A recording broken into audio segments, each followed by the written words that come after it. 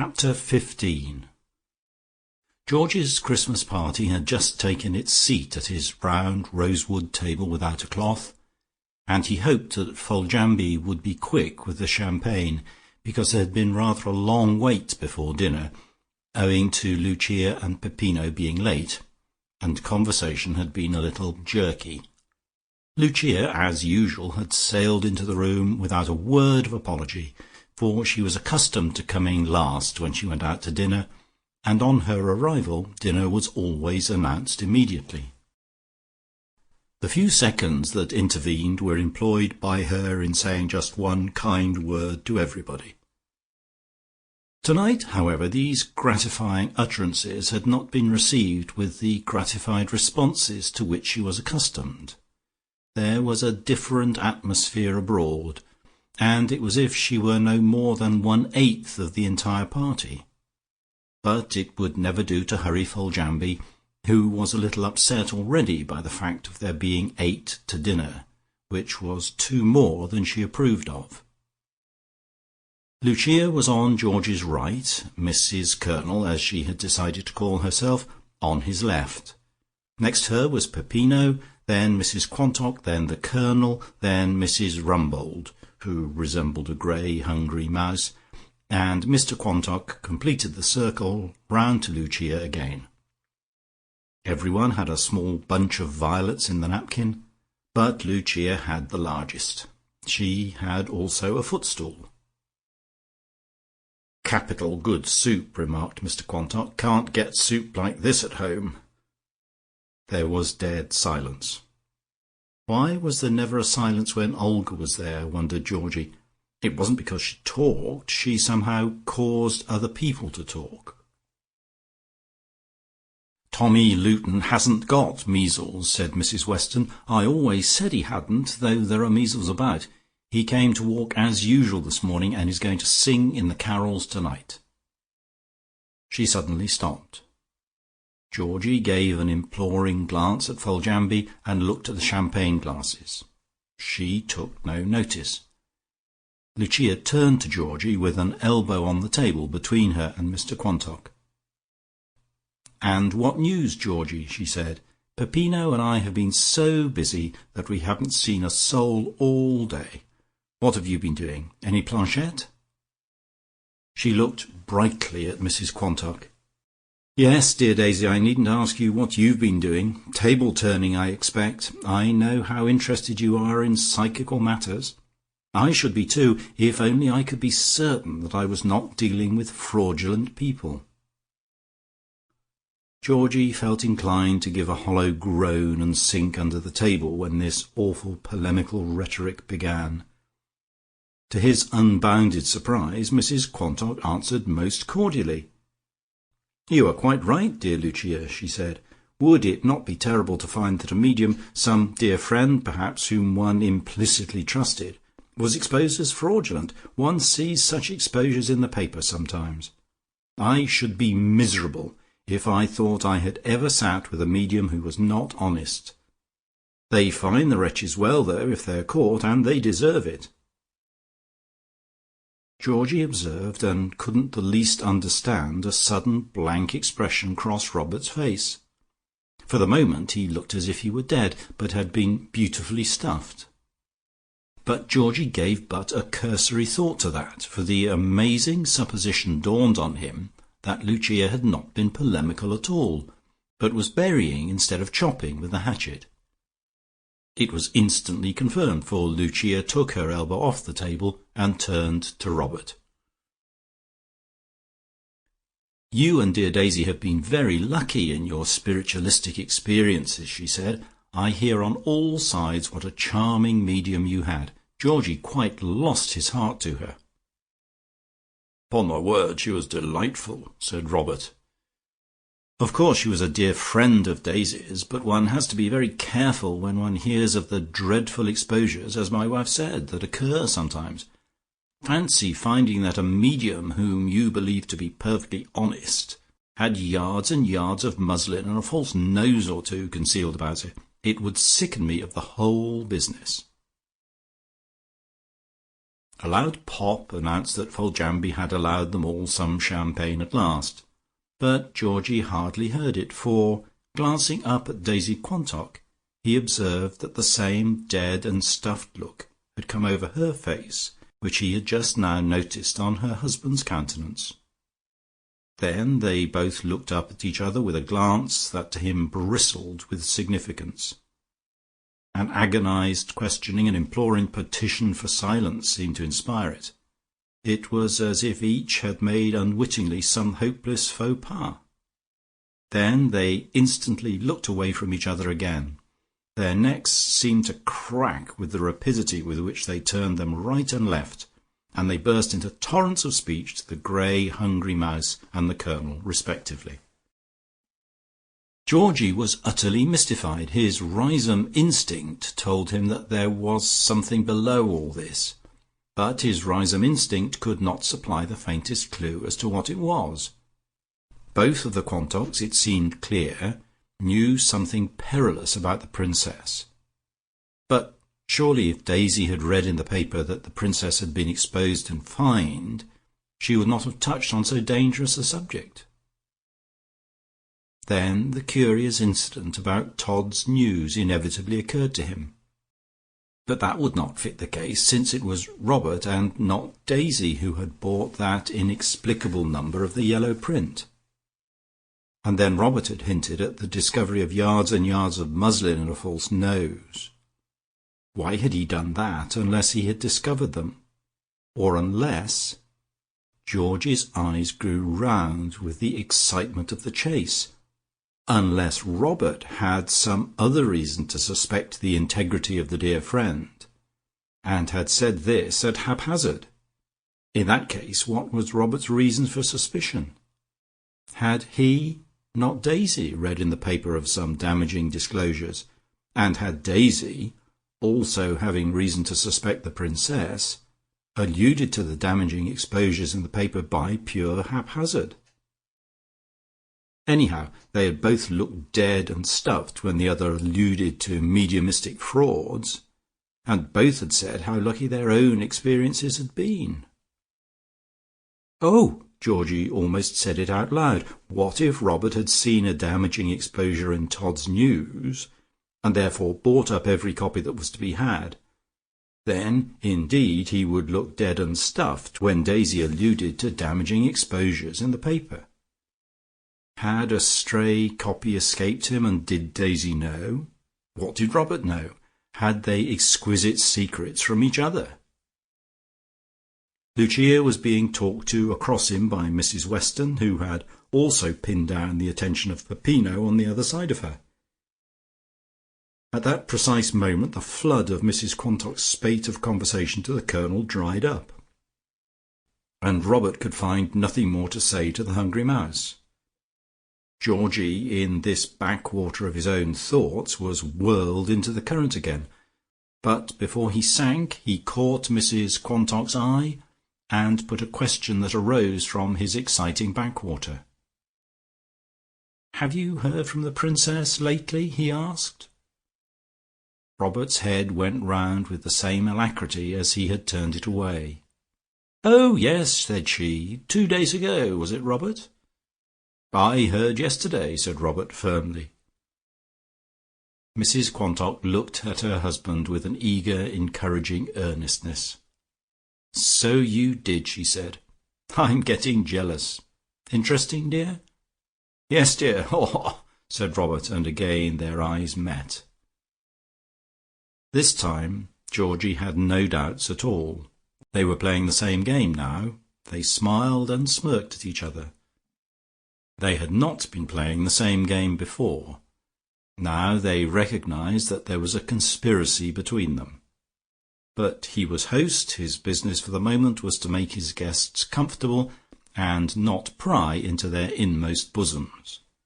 So before Mrs. Weston realized that she had the whole table attending to her, he said, "I shall get it out of Robert after dinner, and I'll tell you, Mrs. Quantock." "Before Atkinson came to the Colonel," said Mrs. Weston, going on precisely where she had left off, "and that was 5 years before Elizabeth came to me, Let me see, was it 5 or was it 4.5? 4.5, we'll say. He had another servant whose name was Ahab Crow. No, said Georgie. Yes, said Mrs. Weston, hastily finishing her champagne, for she saw Foljambe coming near. Yes, Ahab Crow. He married too, just like Atkinson is going to. And that's an odd coincidence in itself. I tell the Colonel that if Ahab Crow hadn't married, he would be with him still, and who can say that he'd have fancied Elizabeth? And if he hadn't, I don't believe that the Colonel and I would ever have... Well, I'll leave that alone and spare my blushes. But that's not what I was saying. Whom do you think Ahab Crow married? You can have 10 guesses each, and you would never come right, for it can't be a common name. It was Miss Jackdaw. Crow, Jackdaw. I never heard anything like that. And if you ask the Colonel about it, he'll confirm every word I've said. Boucher, Weston. Why, that's quite commonplace in comparison. And I'm sure that's an event enough for me. Lucia gave her silvery laugh. Dear Mrs. Weston, she said, you must really tell me at once when the happy day will be. Peppino and I are thinking of going to the Riviera. Georgie broke in. You shan't do anything of the kind, he said. What's to happen to us? Ooh, very selfish, Lucia. The conversation broke up again into duets and trios, and Lucia could have a private conversation with her host. But half an hour ago, so Georgie reflected, they had all been walking round each other like dogs, going on tiptoe with their tails very tightly curled and growling gently to themselves, aware that a hasty snap or the breach of the smallest observance of etiquette might lead to a general quarrel. But now they all had the reward of their icy politeness. There was no more ice except on their plates, and the politeness was not a matter of etiquette. At present they might be considered a republic, but no one knew what was going to happen after dinner. Not a word had been said about the tableau. Lucia dropped her voice as she spoke to him, and put in a good deal of Italian for fear she might be overheard. No conosce anybody? She asked. I tablieri, I mean. And are we all to sit in the aula while the salone is being got ready? Si, said Georgie, there's a fire. When you go out, keep them there. I domestichi are making salone ready. Molto bene. Then Peppino and you and I just steal away. La lampa is acting beautifully. We tried it over several times. Everybody's tumming, said Georgie, varying the cipher. Mi so nervosa, said Lucia. Fancy me doing Brunhilde before singing Brunhilde. Me can't bear it. Georgie knew that Lucia had been thrilled and delighted to know that Olga so much wanted to come in after dinner and see the tableau, so he found it quite easy to induce Lucia to nerve herself up to an ordeal so passionately desired. Indeed, he himself was hardly less excited at the thought of being King Cophetua. At that moment, even as the crackers were being handed round, the sound of the carol singers was heard from outside, and Lucia had to wince as good King Wenceslas looked out. When the page and the king sang their speeches, the other voices grew piano, so that the effect was of a solo voice accompanied. When the page sang, Lucia shuddered. "That's the small red-haired boy who nearly deafens me in church," she whispered to Georgie. "Don't you hope his voice will crack soon?" She said this very discreetly, so as not to hurt Mrs. Rumbold's feelings, for she trained the choir. Everyone knew that the king was Mr. Rumbold, and said "charming" to each other after he had sung. "I like that boy's voice too," said Mrs. Weston.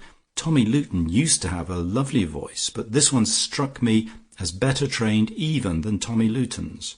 Great credit to you, Mrs. Rumbold." The grey hungry mouse suddenly gave a shrill cackle of a laugh, quite inexplicable. Then Georgie guessed.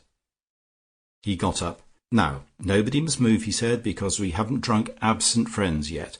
I'm just going out to see that they have a bit of supper in the kitchen before they go on. His trembling legs would scarcely carry him to the door, and he ran out.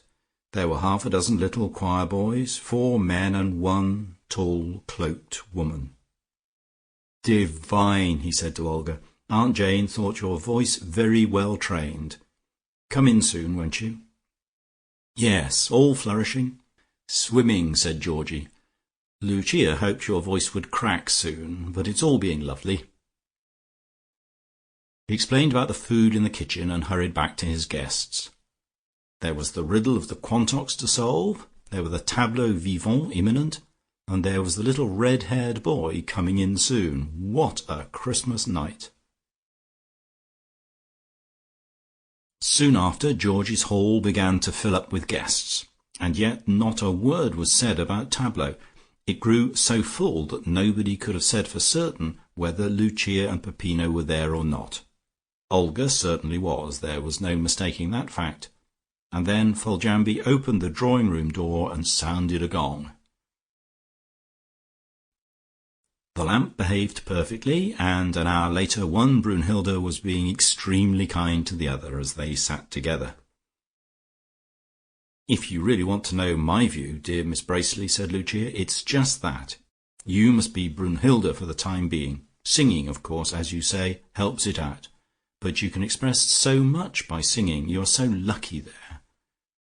I am bound to say I had qualms when Peppino, or was it Georgie, suggested we should do Brunhilde Siegfried. I said it would be so terribly difficult. Slow, it has to be slow, and to keep gestures slow when you cannot make them mere illustrations of what you are singing. Well, I'm sure it's very kind of you to be so flattering about it, but it is difficult to do that." "And you thought them all out for yourself," said Olga. "Marvellous." "Ah, if I had ever seen you do it," said Lucia, "I am sure I should have picked up some hints. And King Cophetua, won't you give me a little word for our dear King Cophetua?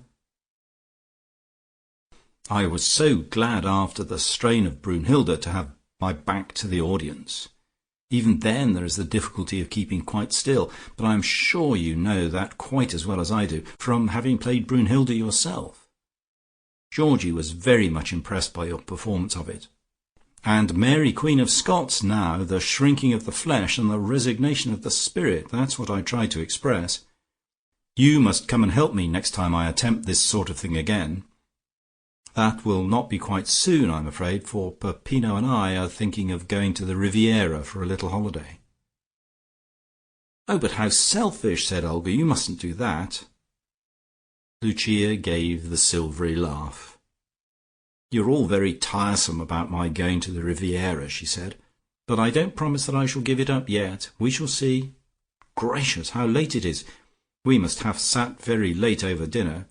Why were you not asked to dinner, I wonder? I shall scold Georgie for not asking you. Ah, there is dear Mrs. Weston going away. I must say good night to her. She would think it very strange if I did not. Colonel Boucher, too. Oh, they're coming this way to save us the trouble of moving." A general move was certainly taking place, not in the direction of the door, but to where Olga and Lucia were sitting. "It's snowing," said Piggy excitedly to Olga. "Will you mark my footsteps well, my page?" "Piggy, you goosey," said Olga hurriedly. "Goosey, weren't the tableaux lovely?" "And the carols," said Goosey. "I adored the carols. I guessed. Did you guess, Mrs. Lucas?" Olga resorted to the mean trick of treading on Goosey's foot and apologizing. That was cowardly, because it was sure to come out some time, and Goosey again trod on dangerous ground by saying that if the page had trod like that, there was no need for any footsteps to be marked for him. It was snowing fast, and Mrs. Weston's wheels left a deep track, but in spite of that, Daisy and Robert had not gone 50 yards from the door when they came to a full stop. "Now, what is it?" said Daisy. "Out with it. Why did you talk about the discovery of muslin?" "I only said that we were fortunate in a medium whom, after all, you picked up at a vegetarian restaurant," said he. "I suppose I may indulge in general conversation. If it comes to that, why did you talk about exposure in the papers?" "General conversation," said Mrs Quantock, all in one word. "So that's all, is it?" "Yes," said Robert. "You may know something, and—" "Now don't put it all on me," said Daisy. "If you want to know what I think, it's that you've got some secret." "And if you want to know what I think," he retorted, "it is that I know you have." Daisy hesitated a moment. The snow was white on her shoulder, and she shook her cloak. "I hate concealment," she said. "I found yards and yards of muslin and a pair of Amadeo's eyebrows in that woman's bedroom the very day she went away." "And she was fined last Thursday for holding a séance at which a detective was present," said Robert. 15 Gerrard Street. He seized Amadeo or Cardinal Newman by the throat, and it was that woman." She looked hastily round. "When you thought the chimney was on fire, I was burning muslin," she said. "When you thought the chimney was on fire, I was burning every copy of Todd's News," said he. "Also a copy of the Daily Mirror, which contained the case. It belonged to the Colonel. I stole it." She put her hand through his arm. "Let's get home," she said. "We must talk it over. No one knows one word except you and me?" "Not one, my dear," said Robert cordially. "But there are suspicions. Georgie suspects, for instance. He saw me buy all the copies of Todd's News. At least he was hanging about. Tonight he was clearly on the track of something, though he gave us a very tolerable dinner." They went into Robert's study. It was cold, but neither felt it, for they glowed with excitement and enterprise. "That was a wonderful stroke of yours, Robert," she said. "It was masterly. It saved the situation. The Daily Mirror, too. How right you were to steal it. A horrid paper, I always thought." "Yes, Georgie suspects something, but luckily he doesn't know what he suspects." "That's why we both said we had just heard from that woman," said Robert. "Of course. You haven't got a copy of Todd's News, have you?" "No. At least I burned every page of the police reports," said he. "It was safer." "Quite so. I cannot show you Amadeo's eyebrows for the same reason, nor the muslin."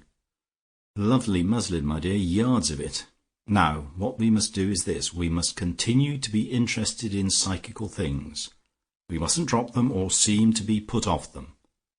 I wish now I had taken you into my confidence at the beginning and told you about Amadeo's eyebrows." "My dear, you acted for the best," said he. "So did I when I didn't tell you about Todd's News. Secrecy, even from each other, was more prudent until it became impossible. And I think we should be wise to let it be understood that we hear from the Princess now and then. Perhaps in a few months she might even visit us again. It would be humorous to be behind the scenes, so to speak, and observe the credulity of the others." Daisy broke into a broad grin. "I will certainly ask dear Lucia to a séance if we do," she said. "Dear me, how late it is. There was such a long wait between the tableaux. But we must keep our eyes on Georgie, and be careful how we answer his impertinent questions. He's sure to ask some about getting that woman down again, Robert. It might be foolhardy, for we've had an escape, and shouldn't put our heads in the same noose again. On the other hand, it would disarm suspicion forever if, after a few months, I asked her to spend a few days of holiday here. You said it was a fine only, not imprisonment." The week was a busy one. Georgie, in particular, never had a moment to himself. The Hurst, so lately a desert, suddenly began to rejoice with joy and singing, and broke out into all manner of edifying gaieties. Lucia, capricious queen, quite forgot all the vitriolic things she had said to him, and gave him to understand that he was just as high in favour as ever before, and he was as busy with his duties as ever he had been.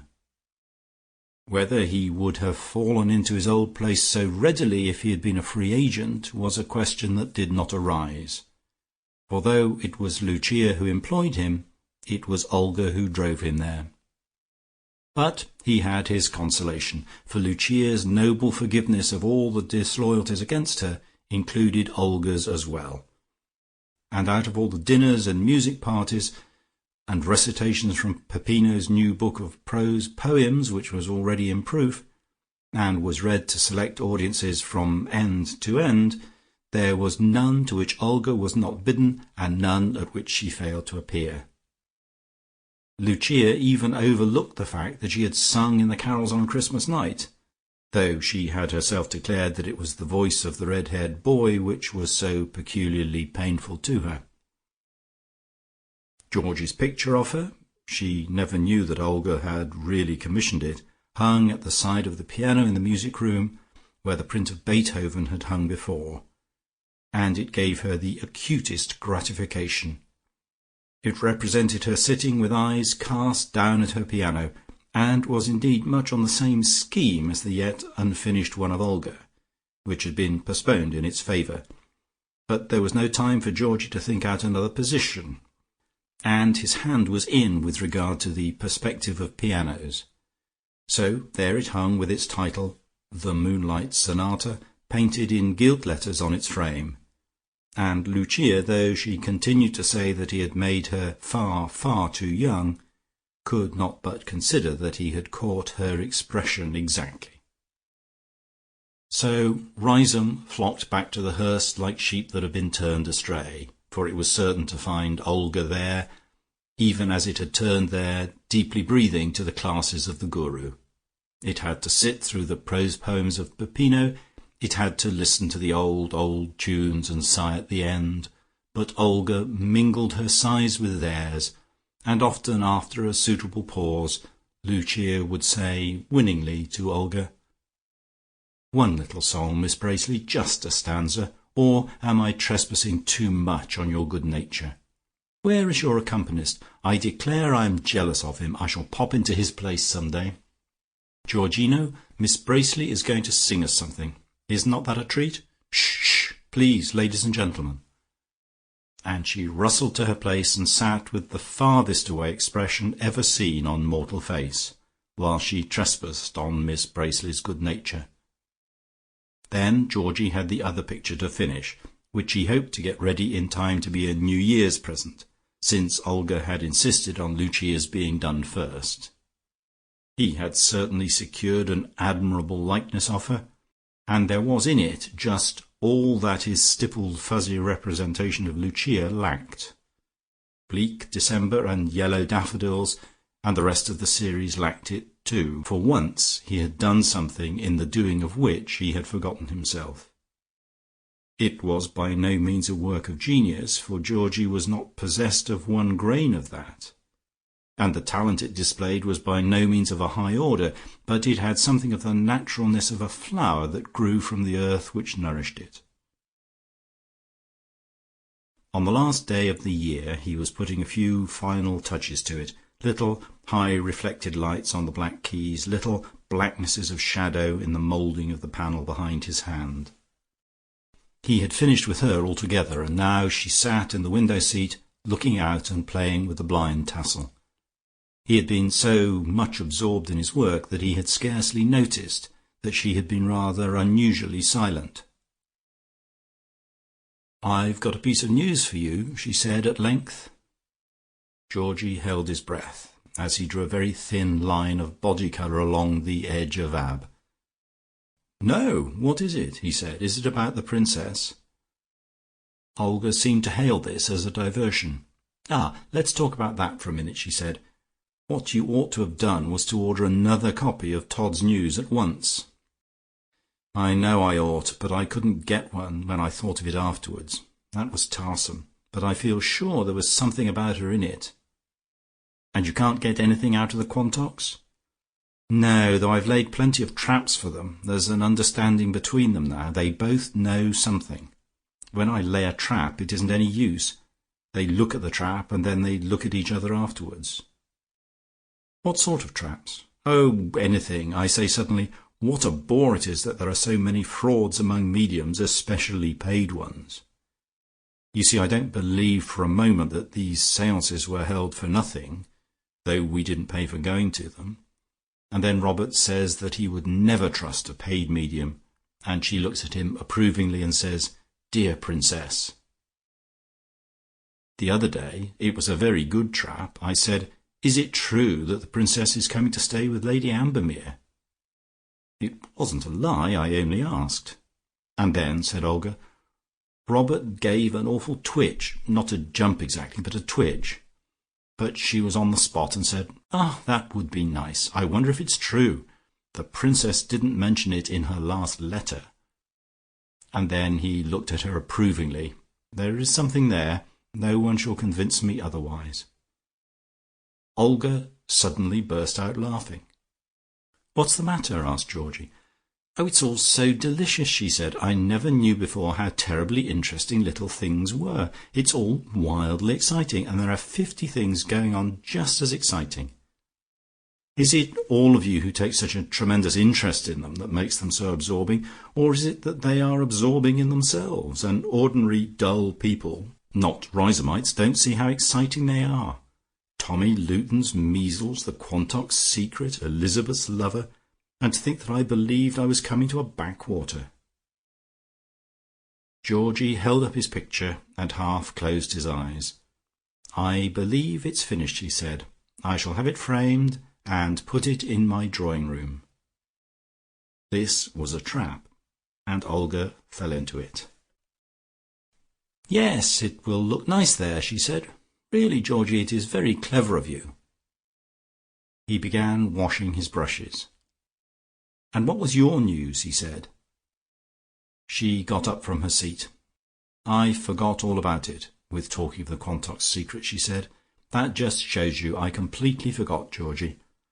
I've just accepted an offer to sing in America, a 4 months' engagement at £50,000,000,000 a night. A penny less and I wouldn't have gone. But I really can't refuse. It's all been very sudden, but they want to produce Lucretia there before it appears in England. Then I come back and sing in London all summer. Oh, me!" There was a dead silence while Georgie dried his brushes. "When do you go?" he asked. "In about a fortnight." "Oh," said he. She moved down the room to the piano and shut it without speaking, while he folded the paper round his finished picture.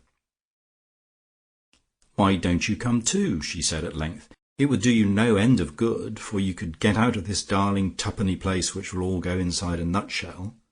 There are big things in the world, Georgie, seas, continents, people, movements, emotions. I told my Georgie I was going to ask you, and he thoroughly approves. We both like you, you know. It would be very lovely if you would come. Come for a couple of months, anyhow. Of course you'll be our guest. Please."